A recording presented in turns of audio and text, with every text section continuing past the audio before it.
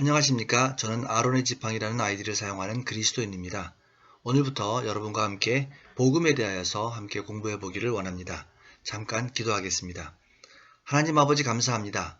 성령 하나님 우리와 함께 하셔서 우리를 진리 가운데로 인도해 주시기를 원합니다. 예수님의 이름으로 기도드립니다. 아멘. 교회를 다니면서 가장 많이 듣는 말은 복음을 전하라는 말일 것입니다. 그런데 누군가 복음이 무엇입니까? 라고 물어보면 쉽게 답하지 못하고 머뭇거리게 됩니다. 왜일까요? 너무 당연하기 때문에 잘 안다고 착각하고 깊이 공부하지 않았기 때문은 아닐까요? 이 시간 복음은 무엇입니까? 라는 질문에 대하여 성경을 통해 함께 답을 찾아보기를 원합니다. 성경에 사용된 복음이라는 단어는 그리스어의 이완겔리온이라는 말을 번역한 것입니다. 좋은이라는 뜻의 유에 소식이라는 뜻의 앙겔로스가 더해진 합성어로 직역하면 좋은 소식입니다. 전쟁에서 승리하여 생명을 보장받았을 때 또는 새 황제가 등극하였다는 소식을 제국 전체에 전할 때 전령이 외치는 소리였습니다. 성경의 저자들이 이 유앙겔리온이라는 단어를 사용한 이유는 생명과 새로운 통치에 대한 메시지를 전하고자 했다라고 우리는 이해할 수 있겠습니다. 로마서는 성경 전체를 통해 가장 명쾌하게 복음을 정의하고 설명하는 책입니다. 오늘은 로마서 1장 1절에서 17절을 중심으로 살펴보겠습니다. 로마서 1장 2절에서 4절을 통해 한 단어로 복음을 정의하고 로마서 1장 16절을 통해서 한 문장으로 복음의 내용을 설명한 후에 로마서 1장 17절을 통해 역시 한 문장으로 복음의 효력에 대하여 정리하겠습니다. 먼저 로마서 1장 1절을 함께 읽어보겠습니다. 예수 그리스도의 종 바울은 사도로 부르심을 받아 하나님의 복음을 위하여 택정함을 입었으니 이 1절을 좀 더 알기 쉽게 그림으로 한번 설명해 보겠습니다.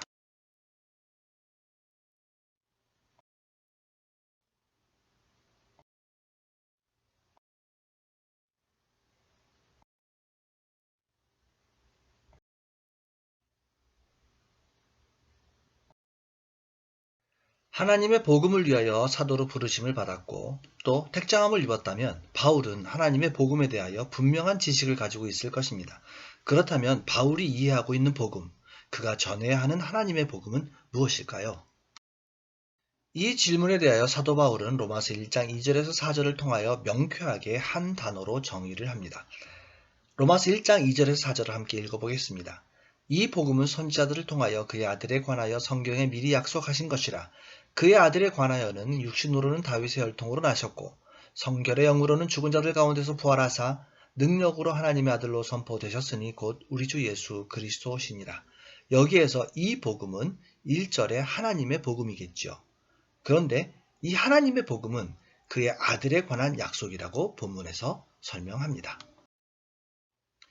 그렇다면 그의 아들, 즉 하나님의 아들이 어떤 분인지 우리는 알아봐야 하겠지요. 3절을 함께 읽어보겠습니다. 그의 아들에 관하여는 육신으로는 다윗의 혈통으로 나셨고 사도 바울은 이 본문에서 그의 아들에 관하여 본격적으로 설명을 시작하고 있습니다. 그런데 육신으로는 이라는 육신이라는 단어를 사용하여서 설명하고 있습니다. 그러면 왜 육신이라는 단어를 사용했을까요? 우리는 질문해 보아야 합니다. 다윗의 혈통으로 나신 예수, 즉 왕으로 오신 예수에 대하여는 이미 많은 공부가 되어 있기 때문에 오늘은 언급하지 않겠습니다. 대신 사도 바울이 왜 육신으로는 이라고 쓰며 육신이라는 단어를 강조했는지 그 부분에 대하여 설명해 보겠습니다. 왜 육신이라는 단어를 사용했을까요? 왜냐하면 하나님의 아들은 족보가 있던 실존했던 사람이라는 것을 강조하기 위해서입니다. 왕가, 즉 다윗 왕의 후손이라면 족보를 속이기는 어려울 것입니다. 요즘으로 치면 주민등록증이 있는 사람이었다는 말입니다. 누가복음 3장 23절에서 31절에서 이 부분에 대하여 이렇게 기록하고 있습니다. 23절과 31절을 읽겠습니다. 23절 예수께서 가르치심을 시작하실 때에 30세쯤 되시니라. 사람들이 아는 대로 요셉의 아들이니 요셉의 위는 헬리요.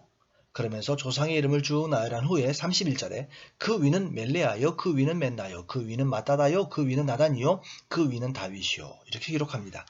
사람들이 아는 대로라고 표현한 부분을 이해해보면 당시 사람들은 예수님이 지나가면 보면서 저 친구 요셉의 아들 예수잖아. 그 다윗의 자손 목수 요셉 말이야.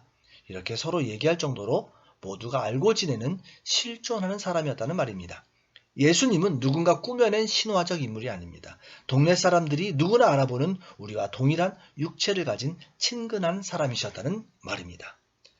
그러면 왜 실존하는 사람인 것이 중요한 것일까요? 4절 앞부분을 읽겠습니다. 성결의 영으로는 죽은 자들 가운데서 라고 기록하고 있습니다. 예수께서 실존하는 사람인 것이 왜 중요하냐면 모든 실존하는 사람만이 반드시 죽기 때문입니다. 실존하는 인물이 아니면 태어나지 않았을 것이고 태어나지 않았다면 죽지도 않았을 것입니다.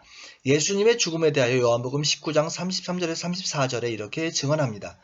예수께 이르러서는 이미 죽으신 것을 보고 다리를 꺾지 아니하고 그중 한 군인이 창으로 옆구리를 찌르니 곧 피와 물이 나오더라. 이미 숨이 끊어져 죽은 것을 확인하고도 다시 한번 창으로 옆구리를 찔렀습니다. 그러자 피와 물이 흘러나왔습니다. 간과 위, 장 등을 관통하여 그곳에 남아있던 피와 물이 다 흘러나왔다고 구체적으로 언급하고 있습니다. 이쯤 되면 아무리 발달한 현대의학으로도 다시 살려내기는 불가능할 것입니다. 하나님의 아들이 육신을 가진 사람으로 태어나지 않았다면 그는 족보에 이름이 없었을 것입니다. 그리고 죽지도 않았을 것입니다. 그렇다면 부활도 없는 것입니다. 우리는 3절과 4절 앞부분에서 예수님이 실존하는 인물이며 확실하게 죽으신 것에 대하여 공부해 보았습니다. 4절 앞부분을 다시 읽겠습니다. 성결의 영으로는 죽은 자들 가운데서 부활하사. 방금 읽은 4절 앞부분을 보면 성결의 영으로는 죽은 자들 가운데서 부활하사 라고 기록하고 있습니다. 예수님은 부활하셨다는 것입니다. 예수님의 부활에 대하여 사도행전 1장 3절에 이렇게 증언합니다. 그가 고난받으신 후에 또한 그들에게 확실한 많은 증거로 친히 살아계심을 나타내사 40일 동안 그들에게 보이시며 하나님 나라의 일을 말씀하시니라. 또한 고린도전서 15장 4절에서 8절에는 이렇게 기록합니다. 장사 지낸 바 되셨다가 성경대로 사흘 만에 다시 살아나사 게바에게 보이시고 후에 12제자에게와 그 후에 500여 형제에게 일시에 보이셨나니 그 중에 지금까지 대다수는 살아있고 어떤 사람은 잠들었으며 그 후에 야고보에게 보이셨으며 그 후에 모든 사도에게와 맨 나중에 만삭되지 못하여 난 자 같은 내게도 보이셨느니라. 예수님께서는 죽으시고 3일 만에 다시 살아나셨습니다. 그리고 40일 동안 이 땅에 계시면서 많은 사람들을 만나셔서 자신의 부활을 나타내셨습니다. 마지막으로 500여 명이 보고 있는 가운데 하늘로 승천하셨습니다. 로마서 1장 2절에서 4절에서는 하나님의 아들에 대하여 세 가지로 정리합니다. 첫째, 하나님의 아들은 사람이셨다. 둘째, 하나님의 아들은 죽으셨다. 셋째, 하나님의 아들은 부활하셨다. 4절의 나머지 부분을 읽어보겠습니다. 능력으로 하나님의 아들로 선포되셨으니. 하나님의 아들로 선포되셨다고 번역된 본문은 하나님의 아들로 확증되셨다라고 번역되기도 합니다. 이 말씀은 무슨 뜻이냐면 다윗의 자손으로 태어나셨고 죽으시고 부활하셨기 때문에 이분이 하나님의 아들이시구나 라고 확인할 수 있었다는 말입니다. 좀 더 깊은 이해를 위해 2절에서 4절까지를 다시 한번 읽겠습니다. 빨간 부분으로 표시된 구절을 집중해 보시면 좋겠습니다. 이 복음은 선지자들을 통하여 그의 아들에 관하여 성경에 미리 약속하신 것이라. 그의 아들에 관하여는 육신으로는 다윗의 혈통으로 나셨고 성결의 영으로는 죽은 자들 가운데서 부활하사 능력으로 하나님의 아들로 선포되셨으니 곧 우리 주 예수 그리스도시니라. 여기 보면 성경에 미리 약속하신 것이라 라고 되어 있습니다. 그런데 그 약속하신 것이 무엇이냐면 첫째, 다윗의 혈통으로 나셨고 둘째, 죽은 자들 가운데서 즉 죽으셨고 셋째, 부활하셨다. 이렇게 세 가지인 것입니다. 미리 다윗의 혈통으로 나실 것이 약속되었는데 예수님은 다윗의 자손으로 태어나셨습니다. 죽으심과 부활에 대하여 약속하셨는데 예수님은 십자가에서 죽으시고 3일 만에 부활하셨습니다. 그 아들에 관한 약속이 예수님에게서 성취된 것입니다. 성취되었다면 이제 그 아들에 관한 언약의 내용이 중요하지 않습니다. 하나님의 아들 자신이 성취된 언약 자체가 되기 때문입니다. 2절에서 4절까지를 앞에서 살펴본 내용을 기억하면서 다시 한번 보겠습니다. 이 복음은 그의 아들에 관한 약속인데 육신으로는 다윗의 혈통으로 나셨고 죽은 자들 가운데서 부활하셔서 하나님의 아들로 선포, 즉 확인되신 분이다. 그런 분이 누구신가 찾아보니까 누구시냐면 예수 그리스도이시더라 라는 설명을 본문은 하고 있는 것입니다. 결론적으로 이 본문을 즉 로마서 1장 2절에서 4절을 요약하면 이렇게 됩니다. 이 복음은 곧 우리 주 예수 그리스도시니라. 이것이 사도 바울이 정의하는 복음입니다. 질문해 보겠습니다. 그렇다면 복음은 무엇입니까? 그렇습니다. 복음은 예수 그리스도입니다. 갈라디아서 1장 7절에서 8절을 보겠습니다. 다른 복음은 없나니 다만 어떤 사람들이 너희를 교란하여 그리스도의 복음을 변하게 하려 함이라. 그러나 우리나 혹은 하늘로부터 온 천사라도 우리가 너희에게 전한 복음 외에 다른 복음을 전하면 저주를 받을지어다. 복음은 예수 그리스도입니다. 다른 복음은 없습니다. 그렇다면 왜 예수님이 복음일까요? 로마서 1장 16절에 예수님이 복음, 즉 좋은 소식인 이유가 나옵니다. 이제부터 복음의 내용을 살펴보겠습니다. 로마서 1장 16절을 읽겠습니다. 내가 복음을 부끄러워하지 아니하노니 이 복음은 이렇게 되어 있습니다. 여기에서 복음은 무엇입니까? 그렇습니다. 복음은 예수입니다. 대입해 보겠습니다. 복음이라는 단어를 예수라는 단어로 바꾸어 보면 이렇게 됩니다. 내가 예수를 부끄러워하지 아니하노니 이 예수는 16절을 계속 읽겠습니다. 모든 믿는 자에게 라고 쓰여 있습니다. 생각해 보겠습니다. 여기에서 믿음은 무엇을 믿는 믿음일까요? 믿음에는 반드시 믿음의 대상이 필요합니다. 우리는 무엇을 믿습니까? 그렇습니다. 예수의 부활을 믿는 것입니다. 대입해 보겠습니다. 이렇게 됩니다. 모든 예수의 부활을 믿는 자에게 16절을 계속 읽어보면 구원을 주시는 이라고 되어 있습니다. 구원이라는 단어에는 무엇으로부터의 구원이라는 의미가 내포되어 있습니다. 즉 무엇으로부터 또는 어떤 대상으로부터의 구원인지를 확실히 말해야 한다는 말입니다. 로마서 1장 4절에 성결의 영으로는 죽은 자들 가운데서 부활하사라고 기록되어 있습니다. 그렇다면 구원은 무엇으로부터의 구원을 말하는 것이겠습니까? 그렇습니다. 죽음으로부터의 구원입니다. 대입해 보겠습니다. 죽음으로부터 구원을 주시는 이 될 것입니다.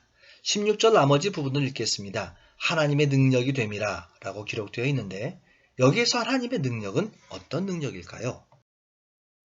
로마서 1장 4절을 보면 성결의 영으로는 죽은 자들 가운데서 부활하사 능력으로 하나님의 아들로 선포되셨으니 라고 기록되어 있습니다. 그렇다면 하나님의 능력은 어떤 능력일까요? 그렇습니다. 부활시켜 자녀 잡는 능력입니다. 좀 길기 때문에 이 부분을 줄여서 부활이라고 하겠습니다. 앞으로 부활하면 부활하여 자녀 삼는 능력 이렇게 이해하시면 되겠습니다. 자, 16절 전체를 우리가 알고 있는 내용을 대입하여 읽어보겠습니다. 내가 예수를 부끄러워하지 아니하노니 이 예수는 모든 예수의 부활을 믿는 자에게 죽음으로부터 구원을 주시는 하나님의 능력이 됨이라. 바울은 예수님은 복음입니다 라고 정의하고 왜 예수님이 복음 즉 좋은 소식이냐면 모든 예수님의 부활을 믿는 사람은 예수님처럼 부활하여 하나님의 자녀가 되기 때문이라고 말합니다. 이 소식이 너무 기쁜 소식이기 때문에 모든 사람에게 이 하나님의 좋은 소식을 전하고 싶은 것입니다. 앞에서 우리는 복음의 정의와 복음의 내용에 대하여 살펴보았습니다. 그렇다면 예수님의 부활을 믿으면 어떤 좋은 일이 생기게 될까요? 복음에는 어떤 효력이 있을까요? 우리는 앞으로 그것을 살펴볼 것입니다. 로마서 1장 17절입니다. 복음에는 하나님의 의가 나타나서 믿음으로 믿음에 이르게 하나니 기록된 바 오직 의인은 믿음으로 말미암아 살리람과 같으니라. 여기에서 복음은 예수님이죠. 대입해 보겠습니다. 예수에는 하나님의 의가 나타나서 다시 한번 읽어보겠습니다. 예수에는 하나님의 의가 나타나서 믿음으로 믿음에 이르게 하나니 여기에 보면 믿음이 두 번 반복됩니다. 앞의 믿음은 무엇이고 뒤의 믿음은 무엇입니까? 이것을 이해하기 위해 우리는 로마서 8장 11절을 읽어보아야만 합니다. 예수를 죽은 자 가운데서 살리신 이의 영이 너희 안에 거하시면 그리스도 예수를 죽은 자 가운데서 살리신 이가 너희 안에 거하시는 그의 영으로 말미암아 너희 죽을 몸도 살리시리라. 이 본문을 잘 살펴보면 예수님을 살리신 영이 우리 안에 거하셔서 그 영으로 말미암아 우리 죽을 몸도 살린다라고 말씀하십니다. 예수님의 부활은 곧 우리 죽을 몸을 부활하게 하는 근거가 된다는 말이 됩니다. 그렇다면 앞의 믿음은 예수의 부활을 믿는 믿음이 될 것입니다. 뒤의 믿음은 무엇일까요? 그렇습니다. 나의 부활을 믿는 것입니다. 정확히 말하면 나의 죽을 몸이 부활하는 것이 되겠습니다. 앞에 살펴본 내용을 대입해서 읽어보겠습니다. 예수에는 하나님의 의가 나타나서 예수의 부활을 믿음으로 나의 부활을 믿음에 이르게 하나니, 이렇게 읽을 수 있겠습니다. 이렇게 이해를 하고 나면 지금까지 우리가 갖고 있던 질문 한 가지를 해결할 수 있습니다.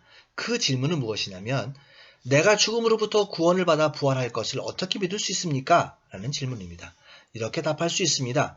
예수님이 죽은 자들 가운데서 부활하신 것을 내가 믿음으로 내가 부활할 것을, 즉 내가 죽음으로부터 구원을 받아 부활할 것을 알고 믿게 되는 것입니다. 만약 누군가가 자기 자신의 부활을 믿지 못한다면 그것은 예수님의 부활을 마음속 깊은 곳에서 의심하고 있다는 것입니다. 이제 마지막 세 번째 믿음은 어떻게 이해하면 좋을까요? 당연히 예수님의 부활과 나의 부활 둘 다를 지칭하는 것이 될 것입니다. 그래서 그냥 부활이라고 써보겠습니다. 기독교의 신앙을 한마디로 말하면 부활신앙인 것입니다. 우리는 16절을 통해 예수님처럼 부활하여 하나님의 자녀가 된다는 것을 배웠습니다. 그렇다면 살리라함과 같으니라에서 살리라에는 어떤 의미가 담겨 있는 것일까요? 그렇습니다. 하나님의 자녀로 사는 것이 됩니다. 이제 배운 내용을 대입하여 로마서 1장 17절을 함께 읽겠습니다. 예수에는 하나님의 의가 나타나서 예수의 부활을 믿음으로 나의 부활을 믿음에 이르게 하나니, 기록된 바 오직 의인은 부활을 믿음으로 말미암아 하나님의 자녀로 살리라 함과 같으니라. 이것이 복음의 효력입니다. 복음이신 예수를 통해서 하나님의 자녀로 사는 권세를 얻는 것입니다. 이제 오늘 배운 것을 전체적으로 정리해 보겠습니다. 로마서 1장 2절에서 4절은 복음을 정의합니다. 복음은 예수 그리스도입니다. 다른 복음은 없습니다. 로마서 1장 16절은 복음의 내용을 정리합니다. 내가 복음을 부끄러워하지 아니하노니 이 복음은 모든 믿는 자에게 구원을 주시는 하나님의 능력이 됩니다. 우리가 아는 사실을 대입해보면, 내가 예수를 부끄러워하지 아니하노니 이 예수는 모든 예수의 부활을 믿는 자에게 죽음으로부터 구원을 주시는 하나님의 부활의 능력이 됩니다. 아멘. 로마서 1장 17절은 이 복음에는 효력이 있다고 합니다. 복음에는 하나님의 의가 나타나서 믿음으로 믿음에 이르게 하나니, 기록된 바 오직 의인은 믿음으로 말미암아 살리라 함과 같으니라. 역시 우리가 아는 사실을 대입해보면, 예수에는 하나님의 의가 나타나서 예수의 부활을 믿음으로 나의 부활을 믿음에 이르게 하나니, 기록된 바 오직 의인은 부활을 믿음으로 말미암아 하나님의 자녀로 살리라 함과 같으니라. 아멘. 우리가 알고 있는 복음은 무엇입니까? 우리는 지금 어떤 내용의 복음을 전하고 있습니까? 복음은 우리의 삶에 어떤 영향력을 주고 있습니까? 사도 바울이 목숨을 걸고 전한 유일한 복음은 예수 그리스도입니다. 예수 그리스도는 부끄러움이 아닙니다. 왜냐하면 이 예수는 모든 예수의 부활을 믿는 자에게 죽음으로부터 구원을 주시는 하나님의 부활의 능력이 되시기 때문입니다. 또한 예수에는 하나님의 의가 나타나 있습니다. 그래서 예수님의 부활을 믿으면 나도 부활할 것을 믿을 수 있게 됩니다. 그렇게 부활을 믿는 의인은 이 땅에서 하나님의 자녀로 사는 권세를 얻게 됩니다. 복음이 무엇인지 아는 것은 생각보다 중요합니다. 사람은 누구나 자신이 믿는 것, 즉 자신의 신념 체계의 결과물로 행동을 합니다. 결국 우리의 믿음은 우리의 삶의 모습을 결정짓습니다. 함께 살펴본 이 복음이 여러분의 신념 체계가 되고 세계관이 될 때까지 로마서 1장 1절에서 17절을 깊이 묵상하는 시간을 충분히 가져보시기를 부탁드립니다. 잠시 기도하겠습니다. 하나님 아버지, 감사를 드립니다. 오늘 로마서를 통해 복음이 예수 그리스도이신 것을 배웠습니다. 그리고 예수님의 부활을 믿음으로 나도 부활할 것을 믿게 되며 하나님의 자녀로 사는 놀라운 신비를 알게 되었습니다. 하나님 아버지, 이 부활의 신앙이 우리의 세계관이 되도록 마음과 머리에 새겨주시기를 원합니다. 예수님의 이름으로 기도드립니다. 아멘. 끝까지 들어주셔서 감사합니다.